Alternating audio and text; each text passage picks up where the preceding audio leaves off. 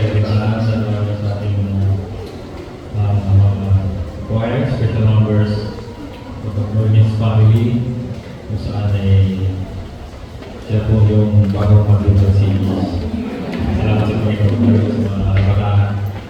At sa lahat sa inyo na nagbigay ng ulitin sa ating kalitaan, to God be the glory. Sa mga po ito, tayo po ay will be in our final week or our 1 year theme kung saan ng victory in Jesus ay magpupunggol. It is not an accidental moment na ito maging mensahe sa pagkakas ito. Saan ay pinag-record natin na taking hold of your victory. Bago po pumasahin na nating team sa mga ito, dahil nasa po kayong galing doon sa kwento ng mga kabataan na kung saan sila po ay mayayaman, sila po ay nagkaroon ng kakataon na binigyan sila ng mga biyaya na hindi nila sa kanilang mga buhay, sila po ay mayayaman. And travel, wala silang ginagawa travel sila po sa mga masyal sa mga lugar na sila pumuntahan. Sila po ay mga nakmayaan pero sa gamit kung saan sila pumunta, ay dala-dala nila ang mga bagay na ito. Sa ating kalagitnaan, sino po ang dati ng mga anak mayaman?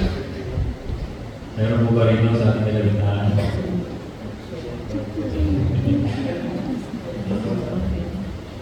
Palagay ko, kayong lahat ay mayaman. Sino po ba yung anak ng Diyos? So, lahat tayo po ay mayaman. Amen. Sa ating kwento po, ang mga pagkakata na ito ay we are fan of traveling from one place to another kung saan sila po ay nagpunta sa iba't ibang kanin ng mundo to explore the beautiful spots ng kanilang maglukuan nila sa kanilang bawang pupuntahan. At mga batang ito ay mayroong kagaya sa mga kayabangan sa kanilang mga buhay kung saan mag-travel sila ay talagang grabe yung ingay nila at na-enjoy nila ang mga bagay na ito. And one time, ang mga grupo na ito ay pumunta doon sa isang bubundugin na lugar sa mga cave na kung saan ay matataas na bundok for about 200 meters. At ang isang kabataan dito ay nagmamalaki sa kanyang mga kaksamahan kung saan ay sabi niya doon, makita niya yung magandang bundok ng taas. Sabi niya, kaya kong magating ang bundok na ito nang wala na lang kahirap-hirap. And he started climbing the mountain kung saan ay nagmamadali siya sapagkat excited siya malaman kung ano yung makikita na doon sa bird's eye view sa bundok na ito. At nung siya po ay nasa kalagitnaan ng bundok, ay munti-munti na siya nawawalan ng lakas, nahirapan na siya na maabot yung tuktok ng bundok. Kaya alam na natin na ang bundok ay maraming mga bagay na roon doon, yung mga halaman na makati, mga cactus kung saan ay may mga tinik, at at the same time may mga insekto na naging dahilan kung siya ay mahirapan doon para makatuloy siya doon sa pinakapit ng bundok na kanyang dapat makatin. At sigawan yung mga kasamahan niya doon na ang yabang-yabang mo, hindi mo man pala kaya bakit ngayon talagang hindi ka na pagkatuloy. Gusto ka ng parang ito na bumaba, supaya hindi na niya parang wala na siya ng lakas para magpatuloy doon sa kanyang ginagawa sa pagkakit ng mundo. And sa ilang sandali ay may bumagsak na lifeline doon mula sa taas at nagulat lang siya na ang kanyang ama pala ay nauna pa roon sa kanya. Doon na siya para sa peak ng bundok na ito at nilaglag na yung yung tubig upang bigyan ng alalayan kahit na ako marating doon sa itaas ng mundo. At ang pangyayari, to make the story short, ang anak na ito ng mayaman ay nakarating doon sa peak ng mundo sa pamagitan ng kindness na binigyan ng kanyang ama. The point is this, kailan naging sa anong oras ng batang ito ay naging hindi na nakayanan ng mga bagay na sa kanyang buhay at kailan siya naging safe ng panahon na yun. Ikot mo kaya bago tayo tulad ko nagtatapos ang kwento, kaya sila, di ba? At having reaching time, it will take about 20 minutes lang siguro tapos na tayo. 20 minutes and 2 hours. So, tayo po ay tumumunod sa ating text. Romans chapter 8, beginning verse 31. Sabi ko ito, may uganda ng pagkakas sa Panginoon.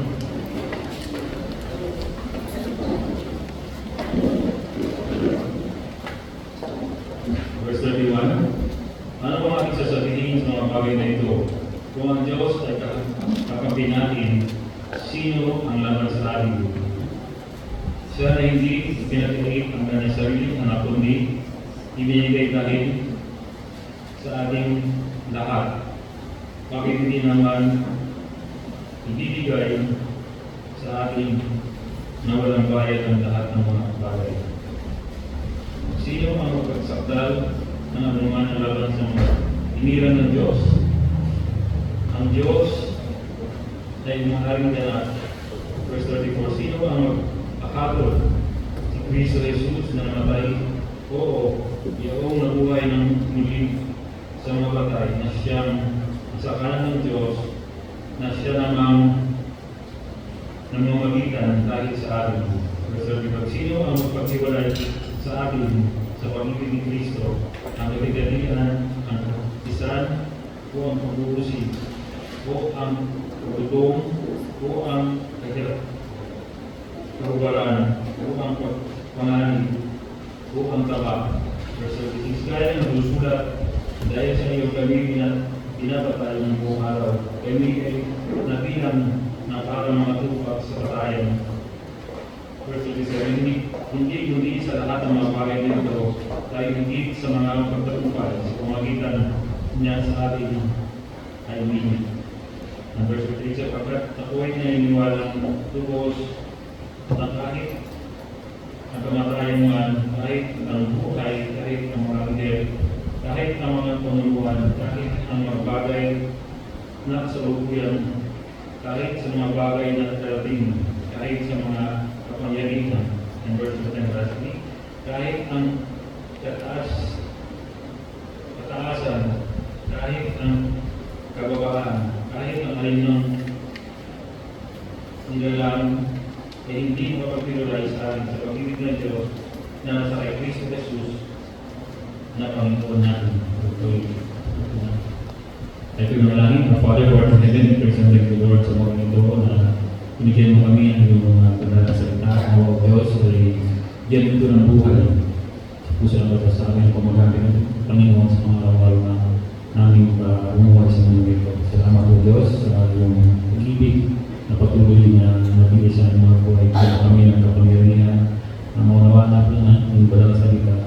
Kaya mo Diyos ang iyong banal na Espiritu ang siyang magbibigay sa amin ingat at magbigay sa amin ng kapangyarihan ng tanggap namin ito Panginoon ng buhay ko.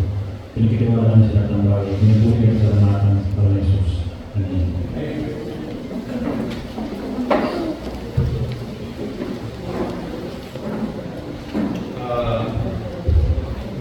Being one of the short of the book of Romans. The book of Romans was being written by Paul. Most of siya po ay nasa ulit pa lang. Very excited siya na magbigay ng mensahe sa kanya na nasukutan doon. Pero ang mapakita ito ay nagkaroon ng bago siya pumunta doon sa Jerusalem ay para ibigay yung mga tulong sa mga churches na ito. Kaya ito ng tandaan. Ang saan si Paul ay kinuli at naging prisoner siya doon sa Roma mga panahon na rin. Pero hindi po ito na naging handa upang i-preach ang gospel. At nung siya po ay bago makarating doon sa Rome si Baby, ay siya lang po nagbigay ng tulong mo para sintihan ko po sa mga Tagalog. At the book of Romans says about God's sinasabi ko ng book of Romans kung sino ang ating tulong ng Diyos, anong ginawa niya sa ating at sinasabi rin niya kung paano si Kristo ay namatay, ano ang nakumpis ang namatay ng ating Panginoon Kristo. At ito rin nagsasabi na sa ating sino tayo kung wala si Kristo sa ating mga buhay at kung ano rin tayo kung si Kristo ay sa ating buhay. Sinabi ko lang ni Paul ang point niya rito na kung paano ang mga Kristiyano ay bago tayo lumapit sa Panginoon, hindi paraan ng pagiging righteous natin, hindi Christ already died for our sins nung kasimulan pa lang. Kaya ang mahalaga doon ay tanggapin natin ang ating Panginoon sa Kristo ng upuso sa ating buhay at kaya natin Panginoon at sa ating ng tagapagligtas. Kaya salamat sa mga bagay nito. Ang unang first point naman, tumahin natin ay mga tanong doon na sinabi ko sa ating binasa kanina. Una sabi niya sa ating mga adversaries, what shall we then say to these things? Ano ba yung mga sasabi natin sa mga bagay na ito na mga pagkayari? God be for us, who can be against us?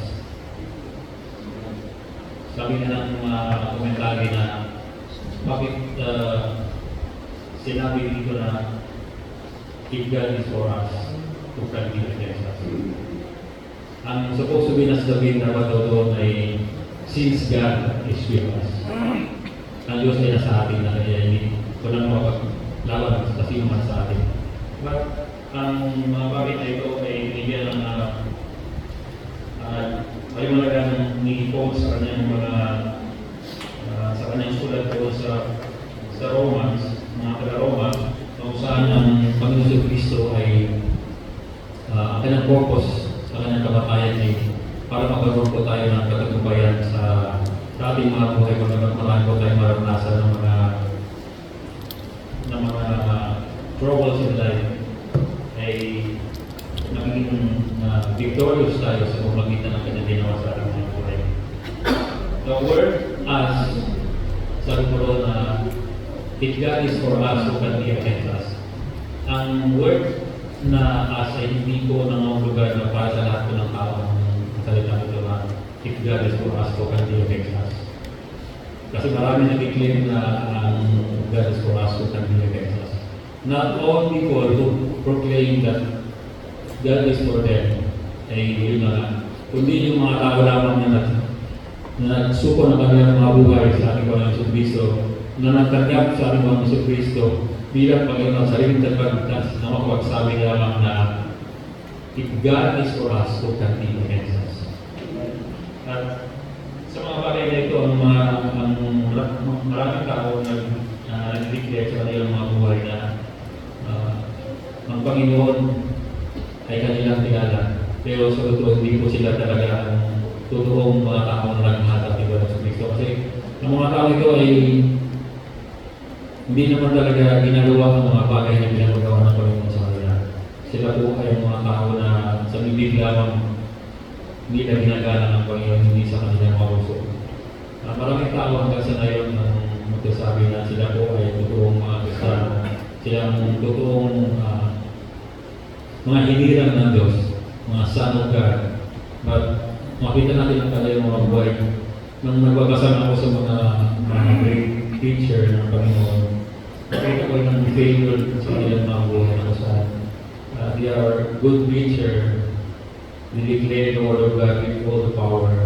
Pero it is only their power, not the power of God. Kasi ang kanilang mga buhay ay kung ating saliksitin, hindi naman talaga sila totoo. minsan na, sinabi ko si Charles Spurgeon. Charles Spurgeon is one of the great British, kasama British na preacher, fundamental Baptist. At nakita ko kung paano talagang naging maganda ang kanyang mga preaching. Sa kanyang buhay, hindi niya ginipak yung pagiging nagmamaling sa kasinod sa pamamagitan ng he enjoyed taking cigars sa kanyang buhay. At sabi niya, minsan sa kanyang testimony na hindi naman daw nakakawawas ng pagiging kristyano o pag-enjoy ng mga bagay na ito. Minsan naman ang isipin na ang mga bagay na ito hindi nila dinikaw. Kung titignan natin, very bold sila sa pagpakita ng Panginoon, salita ng Panginoon, but their entire life is not transparent sa Panginoon. Minsan parang depend pa rin ang kanilang mga sarili na tama sila doon sa kanilang pananaw. But in reality, sila po ay malayo sa gusto ng Panginoon, makis ng Panginoon sa kanilang buhay ang dapat sila kaming blameless, spotless sa harap ng Panginoon kung paano sila ginagamit bilang dalugin ng pagpapala, bilang channel of blessing to proclaim the word of God with all power and with all might. Bagamat sabi na lang ng isang preacher na it is the failure of one of these preachers, so hindi lang siya, marami ang iba. Kasi kung titignan natin sa Bible, ganun din, di ba? The Lord uses people, lalo na sa mga great deeds, ng Panginoon. Pinagin sila na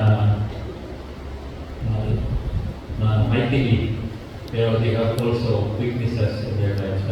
Ang mahalaga po doon ay to serve the Lord with all of your heart. At the same time, yung mga bagay na yun ay mapagsisihan mo at gawin ng tama. At sa iyong lakay sa Panginoon ay unti-unti mong natanggap ang mga bagay na totoo at mga bagay na dapat sa harap ng Panginoon. Ang sabi ko na naman natin, God is for us who can be against us. Walang sino man na kaya mo tumapag sa kapangyarihan ng ating Panginoon. Kaya kung marami man nag-accuse sa atin, kasi kung sinabi ng Panginoon dito sa sulat ni Paul sa Romans, una niya sinabi na sino ba talaga ang kalaban natin? Kung yun po sa kalaban na marami mo tayong mga kakalaban sa kasi maraming mag-accuse sa atin. Sa pamilya lang natin, maraming nagsasabi na di ba, hindi natin maiwasan na ganyan ba yung mga Kristiyano bakit palaging nasa simbahan? Hindi naman nagtatrabaho sa bahay. Yan ba yung Kristiyano na laging late? Laging late na naman tawag natin. Sabi nga dito, dito marami. Sino yung gustong mag-fasting? Parang singaw na lang na narinig natin na parang walang mag-fasting. Di ba? Wala rin magpupunta rin sa church ng maaga. Pero salamat sa Diyos kasi unti-unti ano tayong nag-improve. Kung noon ay isa, dalawa, tatlo lang yung present during your meeting or during sa Sunday school, talagang na yung marami na. Amen? Kasi hindi tayo pinipigilan ng ating accuser kasi Satan. Ganyan ba yung mga Kristiyano? Tinuwigan ng mga Kristiyano pero hindi naman ginagawa ang mga bagay na pinapagawa ng Panginoon. Alam mo yung devil ay hindi talaga tumitigil. Sabi nga ko na the devil is the slanderer and accuser sa ating mga buhay. Kasi minsan sabi nga doon ay isang joke ng isang pastor na kung noon ay chismosa, ngayon ay marites na lang daw. At least medyo lang ano daw. Pero ang chismis ay ito pa hindi maganda sa pinakasira ng buhay ng ating mga bitbahay, ng ating mga sa buhay na hindi naman totoo. Kaya ang devil na siya ang slanderer at accuser. Kaya doon sa Greek, ang kanyang pangalan ay Diabolos na kung saan siya po ay nag-accuse talaga sa atin. Hindi sa tumitigil. Sabi nga ay nag-masteral, nag-doctorate ang devil dito sa mundo. At at the same time, dito rin siya nag-thesis at nag-depend yung mga bagay na ito. Kung sa totoo lang, sabi nga ng iba, ang totoo lang ang devil, ina-accuse tayo minsan kadalasan ito ay totoo. Diba? But the Lord is our great authority. Siya yung pinakamataas na hukom. Na kahit anong sabihin ng devil na ang batang ito ay hindi consistent dito sa kanyang buhay bilang Kristiyano. Hindi siya naman talaga araw-araw ay perfect na siya. We are far from perfect. We are far from being sinless sa mundo ito. Sabi nga ng joke doon ng isang pastor, ng isang di ba naman panahon, wala namang sa atin, wala namang hospital halos kung pag pinapanganak. Usually, yung mga bumadro na lang, di ba? Ngayon lang nauso yung mga cesarean kasi mga anak ko cesarean.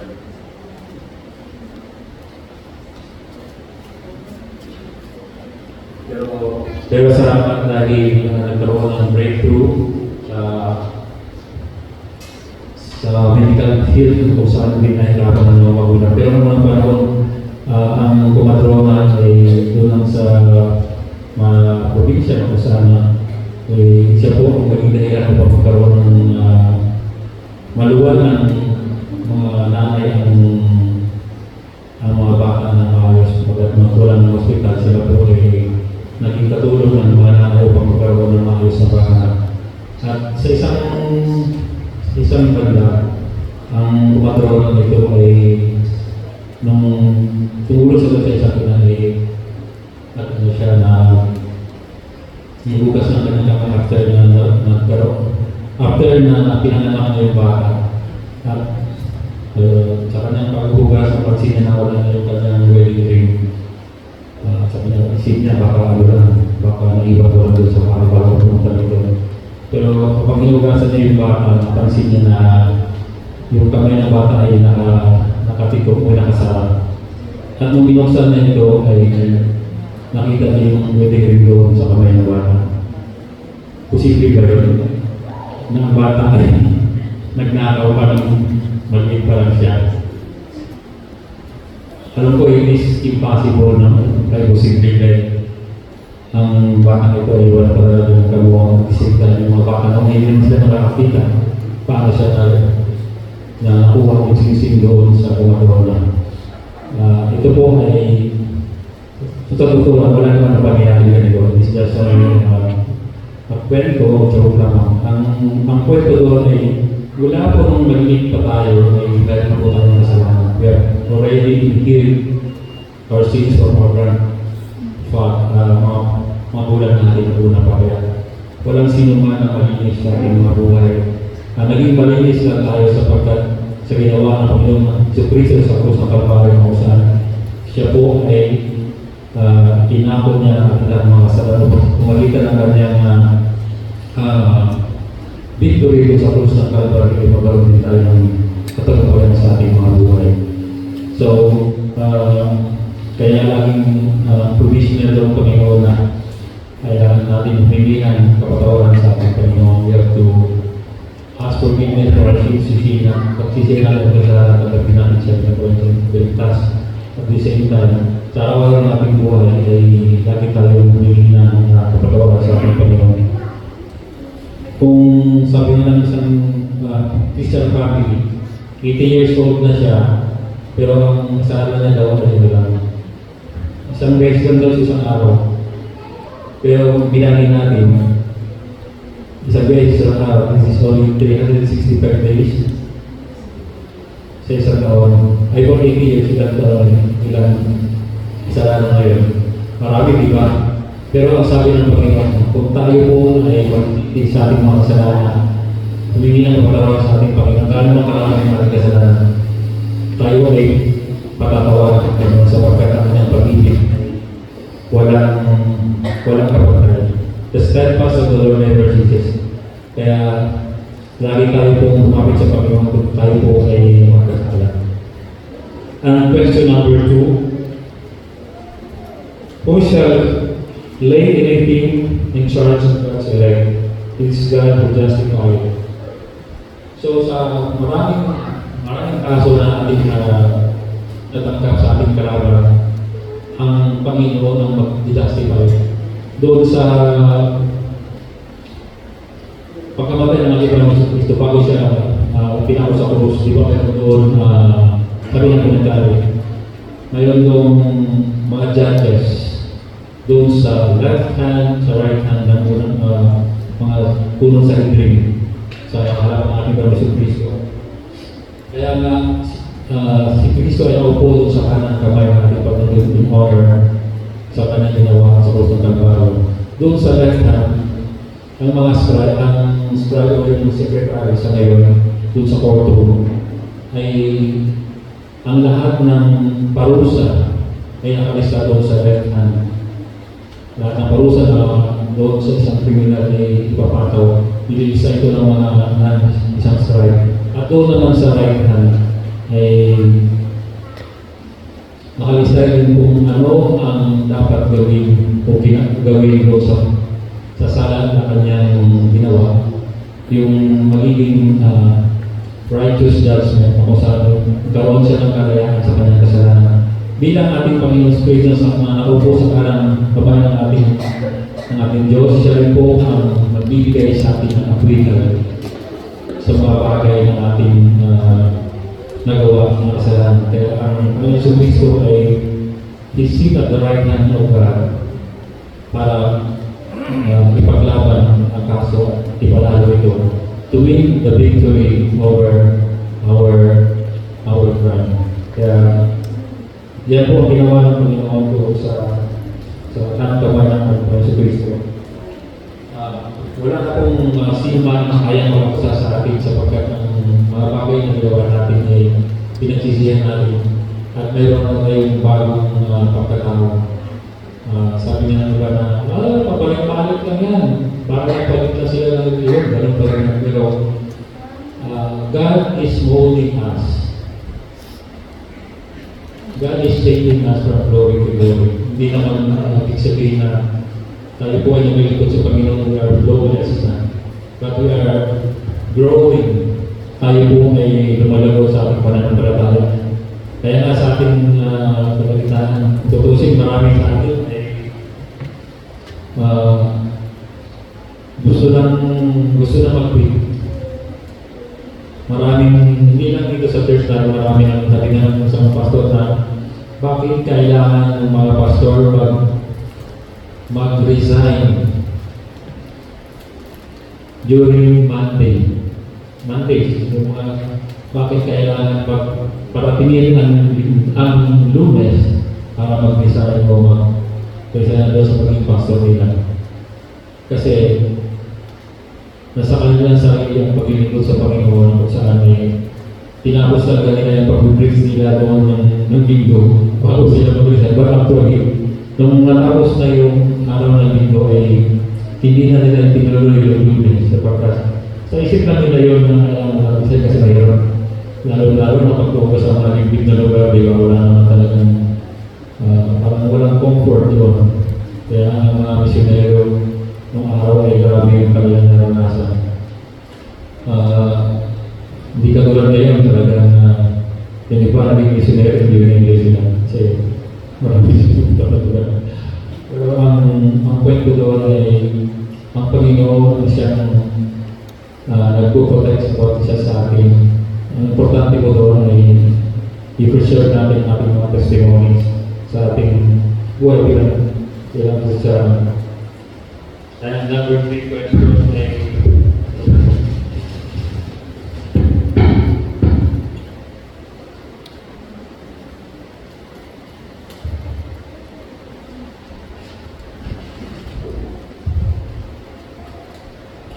sa maraming accusers sa atin ng Diablo, lahat ba ng mga bagay na ating na inakyos sa ating ay acquitted? Sabi ko dito na lahat ng mga bagay na ating nakubik bilang crime ay acquit lamang ito kung tayo po ay magbigay ng tamang surrender sa ating Panginoon, magsisi sa ating mga ginawang kasalanan. Hindi ma-acquit o hindi mawawalan sana ang isang criminal kung hindi niya kami na mga palayan, lalo na sa ating mga buhay bilang mga Kristiyano. Dapat maging totoo tayo sa ating mga buhay, gawin natin yung totoong pagsisisi. Sapagkat kung nagsisisi tayo na hindi naman talaga totoo, hindi po tayo ma-acquit. Sapagkat alam ng Diyos ang mga nangyayari sa ating mga buhay. He knows everything. Wala pong maglilihim ang buhay natin sa ating Panginoon. Nakikita na lahat ng mga bagay. Kaya nga sa lahat ng mga pangyayari ito, sabi na doon sa binasa natin, nilista na doon lahat ng mga bagay kung ano ba ang mga bagay na makahadlang para maging victorious sa isang Christian. Sa nabasa natin doon, nakita natin yung lahat ng kapangyarihan, principalities, all powers, nagutong, kahupatan, tribulation. Wala pong mga bagay na gano'n upang kailangan ng ating lingkod at maging tagumpay tayo sa ating Panginoon. Tayo na ay higit pa sa mapagtagumpay sapagkat ang ginawa ng Panginoon si Kristo ay kumpleto na sa ating mga buhay. Ang marami sa atin, pag nakaranas ng kunting problema, pag sabi na parang it is already time to quit kasi maraming problema.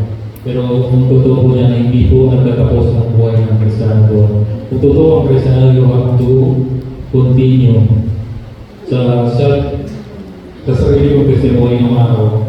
Yung nalintay mga anak ko, talagang parang hirap na hirap ako na siyempre maliit na naman, hindi matagal ako ng sweldo namin. Doon ako sa pinaka-lowest na nasahod. Sabi ko nga ay parang laging kulang yung mga blessing kasi hindi mo kasi na-appreciate kung paano ang Diyos ang nagbigay sa iyo ng trabaho. Hindi mo na-realize na napakapagod mo na binigyan ka ng trabaho, na ang importante doon, mag-divide mo yung mga finances mo, mag-manage mo ng maayos upang magkaroon ng maayos na pagkasasos nito. At one time sa kalaunan, pag-graduate ng elementary, high school, college, at pagdating ng college, sa kalagitan ng kanilang pag-aaral, at bumalik sa point na nung nagtrabaho ako, bigla ako magkasakit. Diba parang nahirap magpatuloy doon na yung tumilog ka sa Panginoon ng matapat para magkaroon ka ng masaganang buhay. Pero one time, binigyan ka ng pagsubok ng saan. Para tumigil ang mundo kasi wala ka ng trabaho. Yung mga anak mo, na-question na sa'yo, paano na lang pag-aaral nila kasi wala ka ng trabaho. But these things is being used by God para tayo po ay hindi magtiwala sa ating mga sarili, kundi tayo po ay magtiwala sa Panginoon kung saan siya hindi nagmumulan lahat ng mga pinang-bagay. Kaya, bilang testimony sa inyo, talagang grabe yung nangyari sa mga panahon ngayon na walang po ng trabaho ng kasakit. Pero hanggang sa ngayon, nakapagtapos yung mga anak ko, binigyan kami ng maayos na buhay. Naging matagumpay kami sapagkat hindi sa ating sarili, sapagkat ang Diyos na nagbigay sa atin ang kanyang sariling buhay. Wala pong bagay na ipapalit na para sa mabubuti ng kanyang mga anak. Kaya praise God. Sa panahon ngayon, sa bawat sa atin, paano man ang mga hadlang na parang mahirap. Tutusin, wala naman talaga nakahanda sa atin ng great tribulation. Binamatin na nasa ng gera. Katulad ng panahon na kumakain ka, biglang nila bumabag sa nagbupa sa harap mo. Kung makita mo yun sa news, yung sa Israel, grabe yung hindi naman isang bala ng bumabag sa kanila, bomba. At ilang daan ang namamatay sa pagbagsak ng bomba. Hindi na naranasan yung mga bagay na ito. Yung tagutom, katulad sa Africa, kung saan wala silang kumakain. Hindi naman natin naranasan yun, kahit nagkaroon ng lockdown. Makain pa rin 3 times, di ba? Pero sa dito, walang makahadlang sa mga bagay na ito sa ating pananampalataya ng mga Kristiyano sapagkat ang provision ng Panginoon ay hindi nauubos. Ang kanyang pag-ibig ay hindi nagbabago. So we just continue to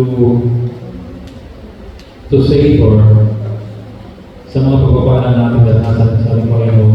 Tayo po ay sinabi na tayo po higit pa sa pagtagumpay kung paano natin Panginoon si Kristo ay nagtagumpay doon sa krus ng Kalbaryo.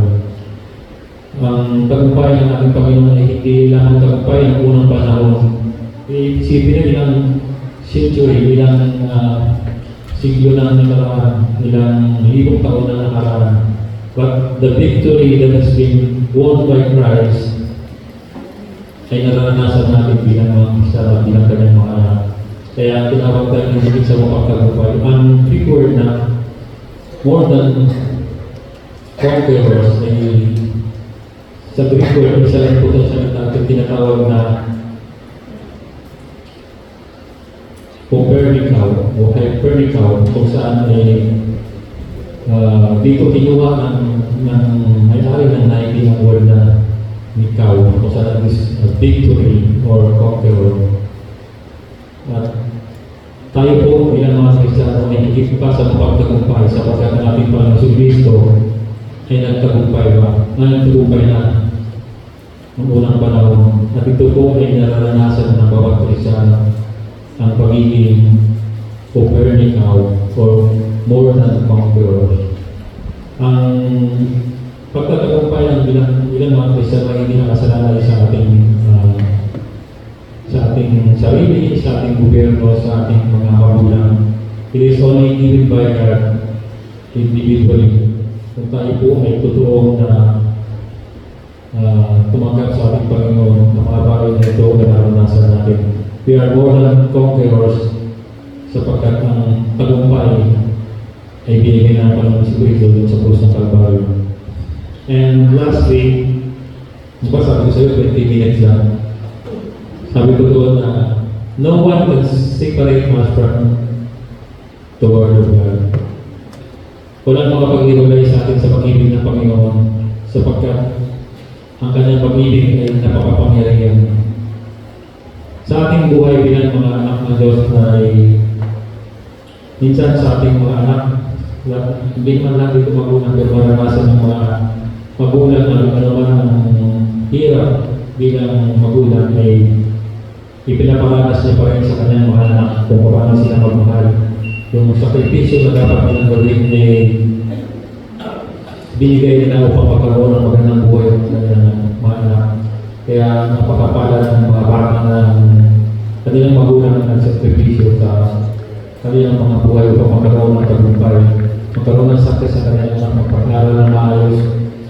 Ito po ay bunga ng ating pananampalataya sa Panginoon sa Kristo kung saan siya ang una na bigay ng tagumpay para tayong lahat ay higit pa sa mapagtagumpay. And lastly, yung buhay na ginawa ng Panginoon dito sa krus ng Kalbaryo, ito po ay insiparo. Kung sa mundo na ating ginagalawan ay kayang isipare ng mga tatalino, mga scientists. Diba nagkaroon ng tinatawag na ang matter is composed of atoms, yung mga maliit na particles. Napag-isipan nila na ihiwalay ang atom. Kaya nagkaroon ng nuclear energy because the splitting of an atom to release the energy na kung saan ang energy walang katapusan. Once na break ang atom, it will multiply and multiply. Kaya grabe ang init na dinudulog ng nuclear. Karoon ng chemical reactions sa magitan ng mga uranium and plutonium. And ito po isang bagay na natutunan ng great minds. Pero ginamit nila ito sa hindi magandang paraan. Ginawa nila itong armas para magkaroon ng mass mga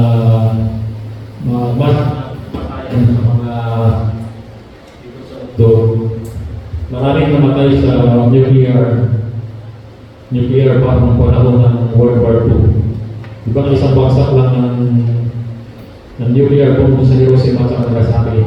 Hundreds of people died and burned alive during that time. It was only about 2 kiloton ng nuclear na ginawa ng unang panahon ng World War II. Pero ngayon, grabe ang ginawa. Ilang warheads ang pinag-aim nila para sumabog ang mga arms na yun na ginawa nila in modern times. It is already guided. Noong araw kasi binabaksak lang kasi wala pang mga electronic gadget ng unang panahon. Kaya bibigay lang nila ng tamang location, pabaksak nila doon mula sa area. Ngayon, ang nuclear power o nuclear arms is already guided by GPS, Global Positioning System, na kung saan nila gusto papuntahin ng arms na ito ay doon pupunta. Precision, precisely. Talagang paglagay sa mapa, pag na-release ang mga bagay na ito, ay sakong-sakong mo darating doon sa lugar na kung saan dapat nila sirain. This theory is being authored by man.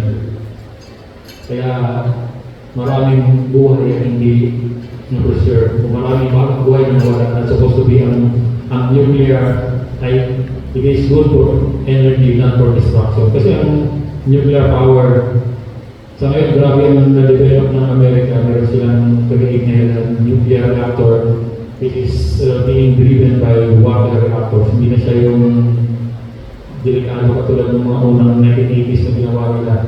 Na, di ba sa atin, nuclear power sa batin, hindi na natuloy dahil mas delikado. Pero sa ngayon, safe na yung nuclear. At salamat sa mga magandang puso na kung paano nag-create sila ng mga bagay nito para sa pag-ubihan ng bagay, hindi para sa destruction. Although na maraming pag-uusap sa buong mundo nagkaroon ng asosasyon ng mga nuclear producing countries na dapat supposed to be developed, produce already the nuclear arms. Unti-unti nilang sinisira ng mga nuclear arms. Pero marami pa rin country na gusto magkaroon nito. Not for nuclear energy, but for nuclear arms para ma-destroy nila talaga mga enemy. Sa presently, ang Israel ay nagkaroon ng kasunduan sa ang Amerika na initiative ito na dapat supposed to be ang gera doon sa Middle East sa Hamas ay magkaroon ng ceasefire, magkaroon ng lasting peace na wala na dapat hilingin ng bawat mga kundi dapat i-release na yung mga actives, i-release na yung dapat i-release at mahuway na siya ng tagumpay. Kaya sa salamat sa prayer ng bawat isa na kung saan parang wala katapusan ang kaya sa Israel, wala mo naman ng but the Lord is making a way kung saan magamit siya ng kanyang mga anak para magkaroon ng kapayapaan. Hindi natin alam kung anong susunod na mga pangyayari sa pagkakatukan ng process.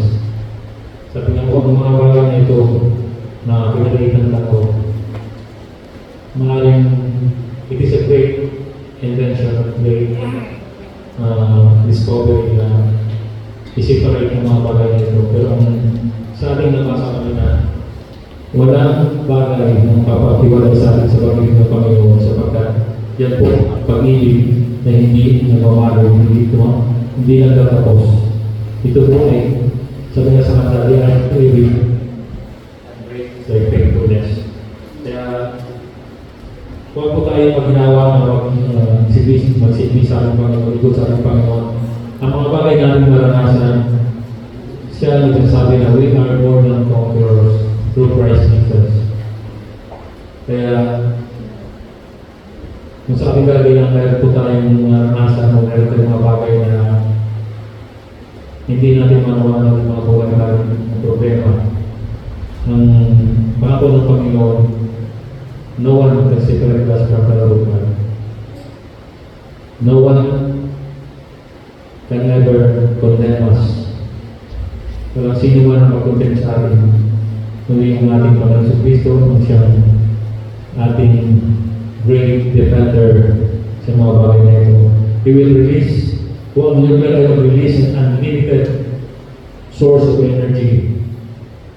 Ang Panginoon ay mag-release din sa kanyang blessing, pagmamahal sa atin na sobra pa doon sa nuclear na sinasabi nila. This is the unfailing love of God, the unending love of God. Maranasan natin ng mga ito, patuloy magtiwala sa Panginoon, magsisi sa ating mga kasalanan at tanggapin sa bilang ng Panginoon at ito Diyos. Tayo po ay manalangin.